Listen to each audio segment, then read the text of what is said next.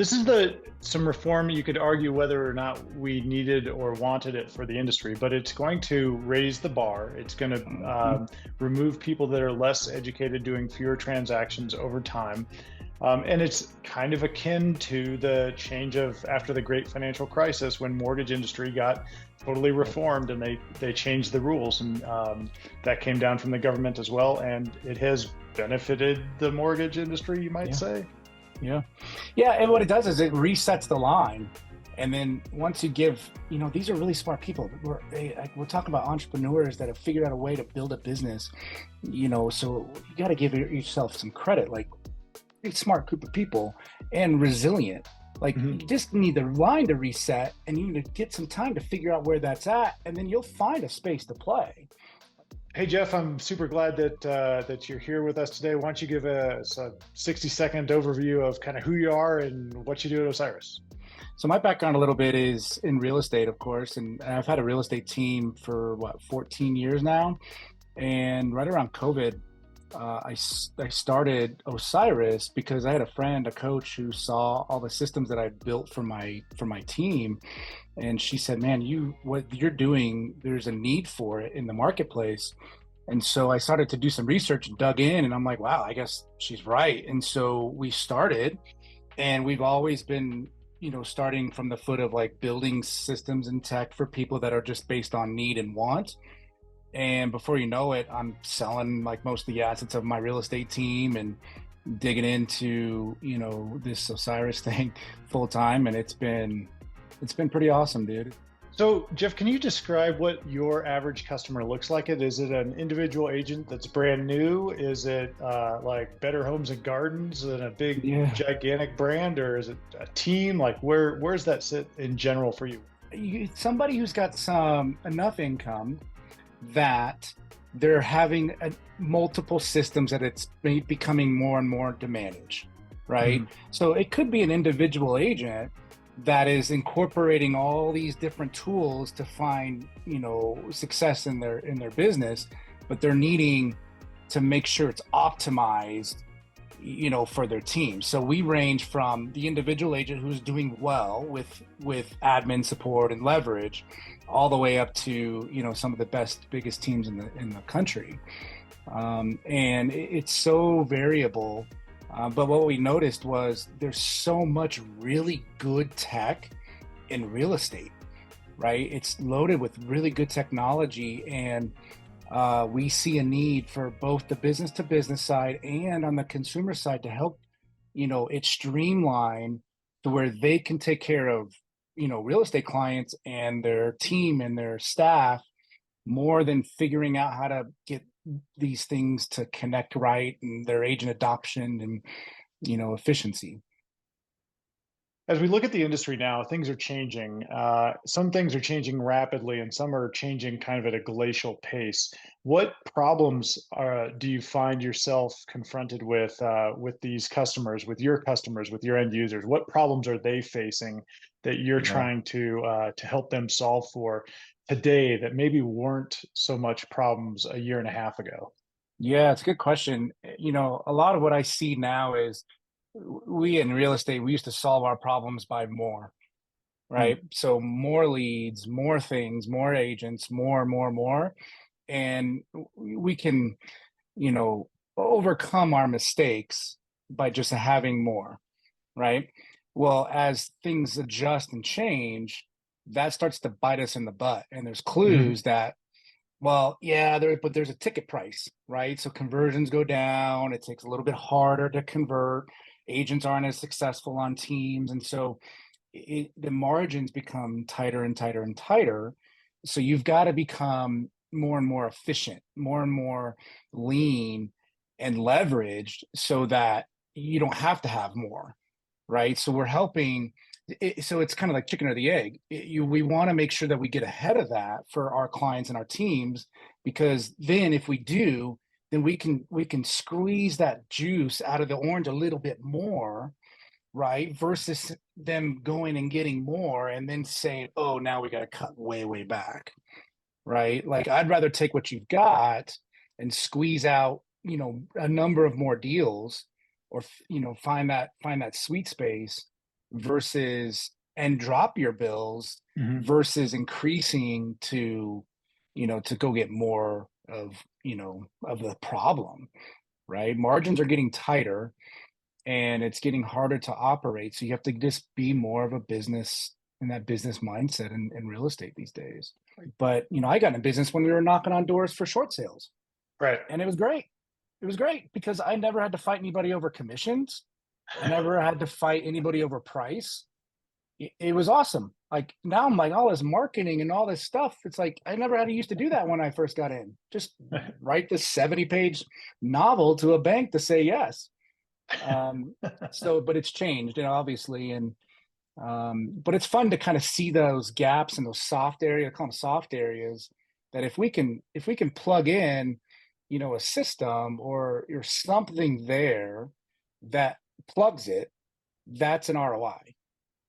So there's been a lot of change, obviously, within NAR and the commission lawsuits that keep piling up, and Mm-hmm. will definitely change the foundation of the industry.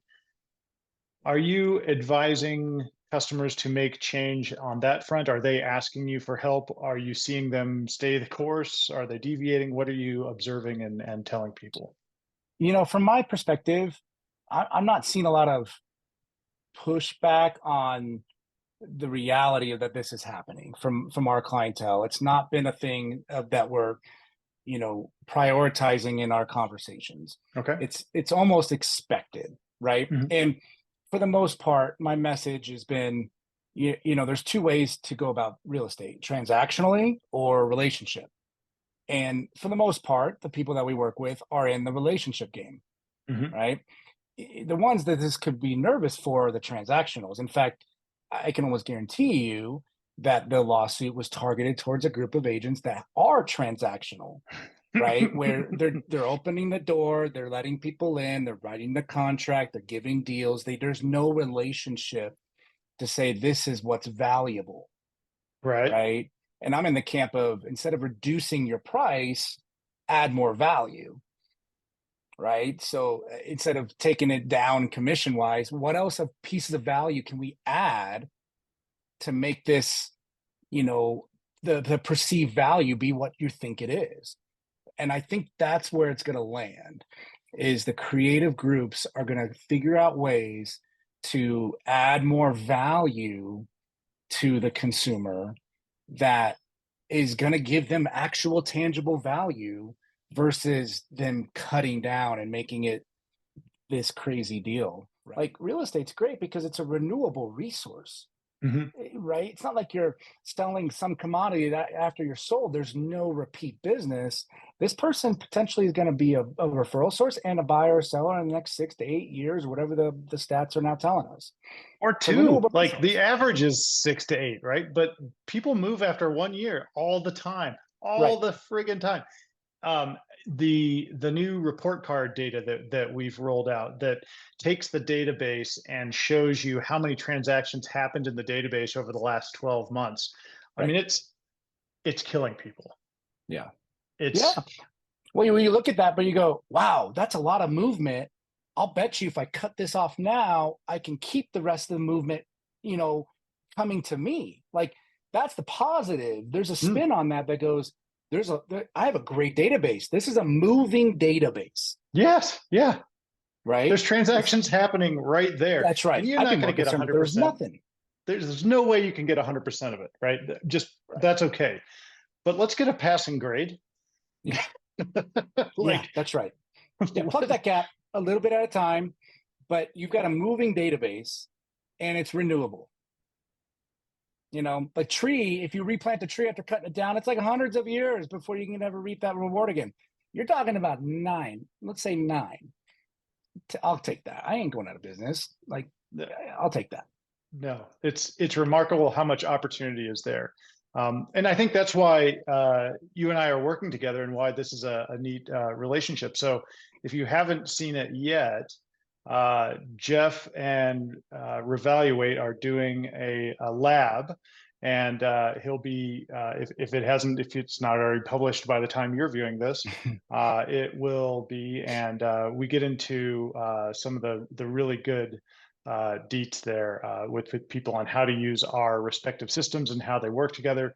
But it is very much about having, if you've got a database and you've got a CRM and you've got Revaluate scoring the contacts in your database, and you can see the transactions happening, what are the systems and processes that bring you back around to bring those transactions in, get you the revenue, and put them back in the database for the next time they do transactions?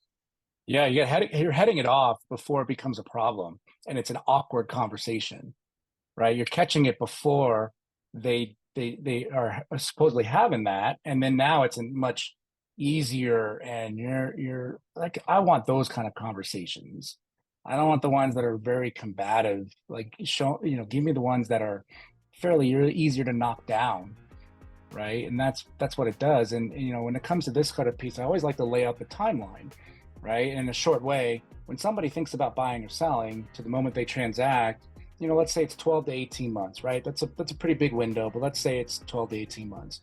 Well, the first couple of months, their behaviors are what? And this is all about consumer behavior. Everything in this kind of stuff is all about consumer behavior. And they're on Facebook. They're not actively doing stuff. They're maybe talking about it, but they're kind of mad they have to sign up to get the price of a property, right? So that lead, and you got to have some massage technique to figure out how to have a conversation with them. But after they get through that phase, and before they get to Zillow, there's like this dead period where we don't know where they're at, right? Yeah. That's referrals. That's where the referrals happen, is in that space.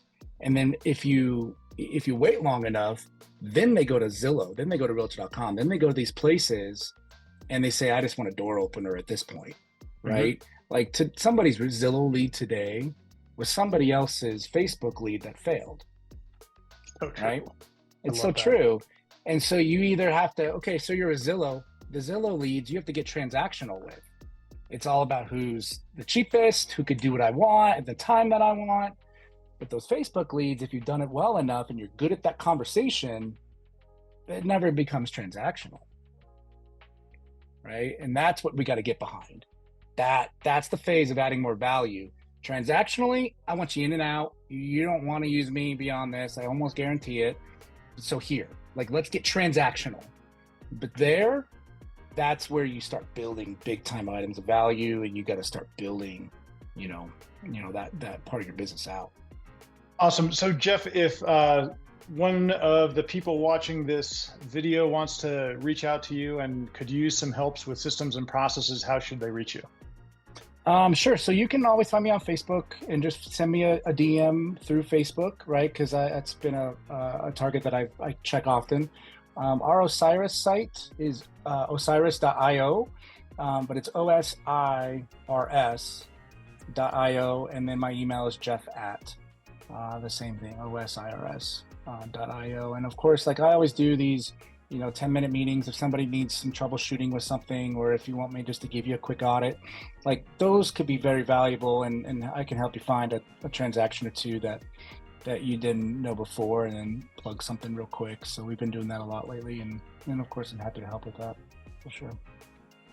Awesome. Thanks so much for joining us today, Jeff, on Ask the Expert. I appreciate you very much. Yeah, of course. You too, man. Appreciate it.